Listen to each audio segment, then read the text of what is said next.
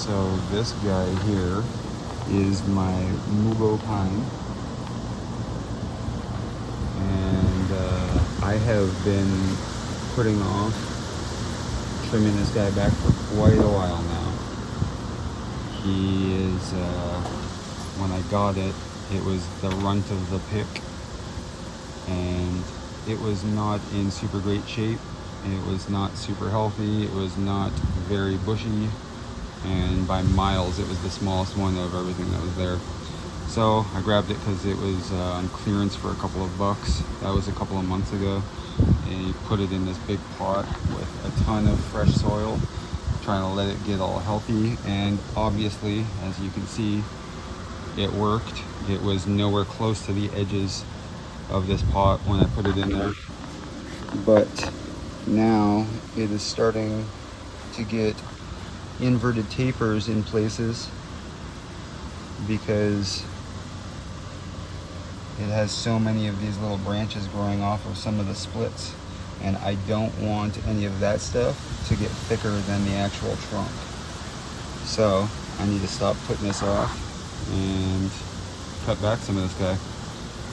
Though one thing that I will warn is that most pines, but especially this guy here, because he's ornamental and stuff, when you cut this back in the fall or especially the winter, anywhere that you cut back, that's going to be the end of that branch. Not that it will die off, but it will turn into something like that dude there, and then it will get that guy there, and then it will start getting new branches growing off of it, but it'll basically turn into a little nub in there. So that is very much the plan, is to chop it back and eliminate as much of that crap as possible and eliminate that from happening any worse. I'm just going to throw it on time lapse for taking the wires off and doing a lot of the trimming and stuff, because I don't want to have to make you watch another half hour, 45 minutes of me just taking my time doing my thing. So yeah, I guess that's about that, and here we go.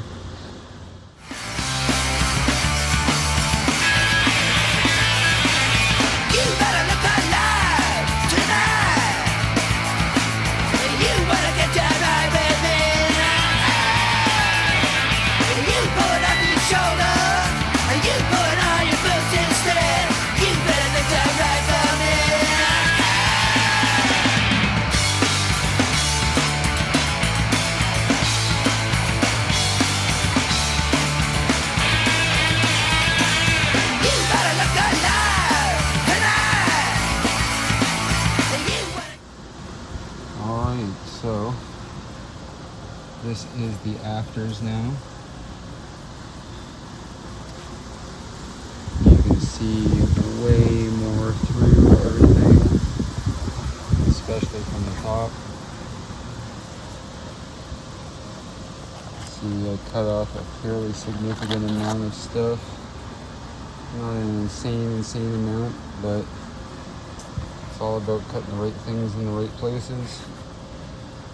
Now, because this guy's so small, I don't want to cut him back too significantly, because I want some of these guys helping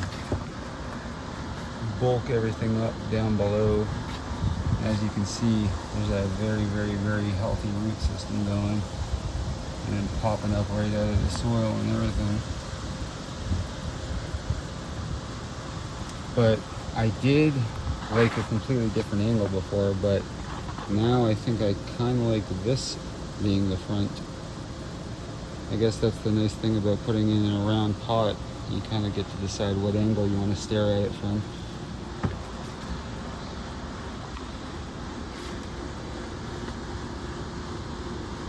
Now these will eventually all be cut right back, the lower guys, so that way you can actually get a really good clear look at the trunk. But again, the lowest ones are the ones that are going to help beef up all of the stuff at the lowest point of the trunk. So I want to leave those guys on there for at least the next year and let them help get that trunk really good and thick. And I'm going to try to keep on making that guy grow a little bit taller and that guy over there grow a little bit longer. So that's why I cut back most of the things that were sticking up off of those, and some of the knobby bits that were hanging off the side of the old stuff. Some of those bigger ones I might paste to kind of close up, but I really like the look of when it kind of ends up rotting out. You can kind of almost get the Dremel out and dig out a bit of a hole there. Something like a Mugo already has obviously a lot of character to it, so I would like to try to utilize as much of that natural texture and stuff as I can to make it look really gnarly. But yeah, anyways, hopefully that kind of gives you an idea of what I'm trying to do here.